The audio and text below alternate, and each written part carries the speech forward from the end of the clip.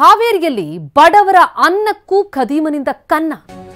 ಅನ್ನಭಾಗ್ಯದ ಅಕ್ಕಿ ಕಳ್ಳತನದಲ್ಲಿ ಅಧಿಕಾರಿಗಳು ಶಾಮೀಲಾಗಿದ್ದಾರಾ?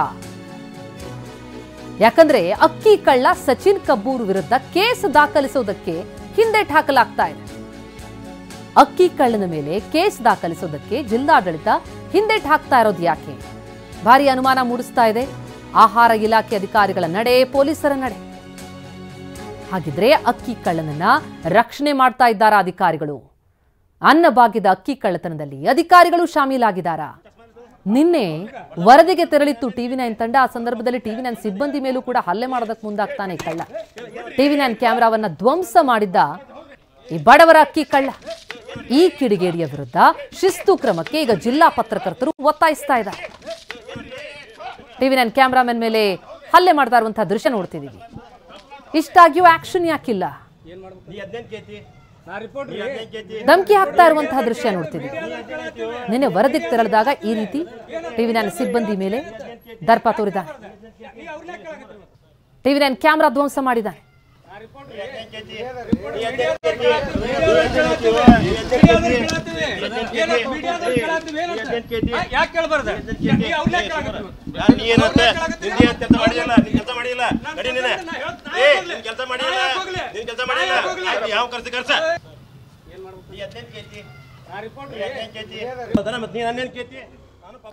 ಈ ಬಗ್ಗೆ ಇನ್ನಷ್ಟು ಡೀಟೇಲ್ಸ್ ಕೊಡ್ತಾರೆ ನಮ್ಮ ಪ್ರತಿನಿಧಿ ಅಣ್ಣಪ್ಪ. ಈಗ ಸಂಪರ್ಕದಲ್ಲಿದ್ದಾರೆ. ಅಣ್ಣಪ್ಪ, ಈ ರೀತಿಯಲ್ಲಿ ದೌರ್ಜನ್ಯ ಮೆರೆದಕ್ಕೆ ಮುಂದಾದ ಈ ಕಳ್ಳನ ಮೇಲೆ ದೂರು ದಾಖಲಾಗಿದ್ರು ಕೂಡ ಈ ಕಳ್ಳ ಸಚಿನ್ ವಿರುದ್ಧ ಯಾಕೆ ಆಕ್ಷನ್ ಆಗ್ತಿಲ್ಲ?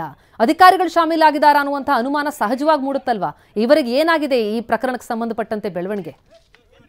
ಪದ್ಮ, ಖಂಡಿತವಾಗ್ಲೂ ಪೊಲೀಸರ ನಡೆ ಮತ್ತು ಜಿಲ್ಲಾಡಳಿತದ ನಡೆ ಹಲವಾರು ಅನುಮಾನಗಳನ್ನ ಎಡೆ ಮಾಡಿಕೊಡ್ತಾ ಇದೆ. ನಿನ್ನೆ ಕರ್ತವ್ಯಕ್ಕೆ ಅಡ್ಡಿಪಡಿಸಿದಂತ ಯಾರೋ ಫುಡ್ ಇಲಾಖೆ ಅಧಿಕಾರಿಗೆ ಕರ್ತವ್ಯಕ್ಕೆ ಅಡ್ಡಿಪಡಿಸಿದಂತ ಏನ್ ಸಚಿನ್ ಕಬ್ಬೂರನ್ನ ನಾವು ಪ್ರಶ್ನೆ ಮಾಡಿದಾಗ ನಮ್ಮ ಮೇಲೂ ಹಲ್ಲೆ ಮಾಡದ, ಅಧಿಕಾರಿಯನ್ನು ಕೂಡ ದಬ್ಬಾಳಿಕೆ ಮಾಡುವಂತ ಕೆಲಸ ಮಾಡಿದ. ಆದ್ರೆ ಈಗ ಈವರೆಗೂ ಕೂಡ ಆ ಅಧಿಕಾರಿ ಮೇಲೆ ಏನ್ ಅಧಿಕಾರಿಗೆ ಕರ್ತವ್ಯಕ್ಕೆ ಅಡ್ಡಿಪಡಿಸಿದ್ರಲ್ಲ ಆ ಆಧಾರದ ಮೇಲೆ ಒಂದು ಕೇಸು ಕೂಡ ದಾಖಲಾಗಿಲ್ಲ.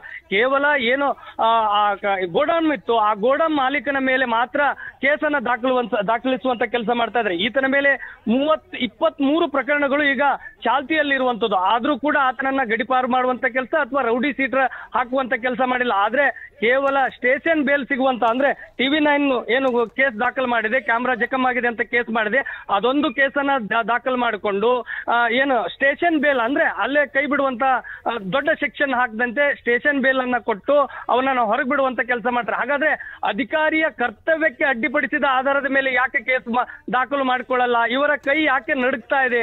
ಹಾಗಾದ್ರೆ ಈ ಕೈಗೆ ಏನಾದ್ರೂ ಮುಟ್ಟಿದೆಯಾ ಅನ್ನುವಂತ ಪ್ರಶ್ನೆ ಕಾಡ್ತಾ ಇದೆ. ಎಂಜಲು ಕಾಸಿಗೆ ತಿಂದ ಮೇಲೆ ಕೈ ನಡುಗೋದು ಸಹಜ ಅನ್ನುವಂತ ಪ್ರಶ್ನೆ ಈಗ ಹುಡ್ತಾ ಇರುವಂತದ್ದು. ಯಾಕಂದ್ರೆ ಆತ ಪ್ರಭಾವಿ ಇದ್ದಾನೆ, ಆತ ಯಾರ ಬಾಯಿಗೆ ಏನು ಒರೆಸಬೇಕು ಎಲ್ಲದನ್ನೂ ಒರೆಸಿದ್ದಾನೆ ಅನ್ನುವಂತ ಪ್ರಶ್ನೆ ಈಗ ಪ್ರಜ್ಞಾವಂತ ನಾಗರಿಕರಲ್ಲಿ ಕಾಡ್ತಾ ಇರುವಂತದ್ದು. ಈತ ಬಡವರ ಹೊಟ್ಟೆ ಮೇಲೆ ಹೊಡೆದು ಐಷಾರಾಮಿ ಕಾರ್ನಲ್ಲಿ ಮೆರಿತಾ ಇದ್ದಾನೆ, ಐಷಾರಾಮಿ ಲಕ್ಸುರಿ ಕಾರ್ನಲ್ಲಿ ಮೆರಿತಾ ಇದ್ದಾನೆ, ದೊಡ್ಡ ಮನೆಯನ್ನ ಮಾಡಿಕೊಂಡಿದ್ದಾನೆ. ಇಷ್ಟೆಲ್ಲ ಮಾಡಿದ್ರು ಕೂಡ ಜಾಣ ಕುರುಡುತನವನ್ನ ಜಿಲ್ಲಾಡಳಿತ ಯಾಕೆ ತೋರಿಸ್ತಾ ಇದೆ?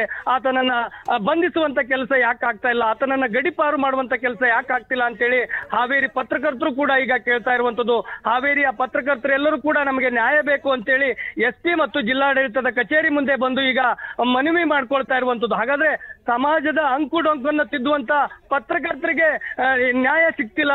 ಹಾಗಾದ್ರೆ ಸಾಮಾನ್ಯ ಜನರ ಪರಿಸ್ಥಿತಿ ಏನು ಅನ್ನುವಂಥದ್ದು ಕಾಡ್ತಾ ಇದೆ. ಪ್ರಜ್ಞಾ, ಥ್ಯಾಂಕ್ ಯು ಅಣ್ಣಪ್ಪ ತಮ್ಮೆಲ್ಲ ಮಾಹಿತಿಗೆ.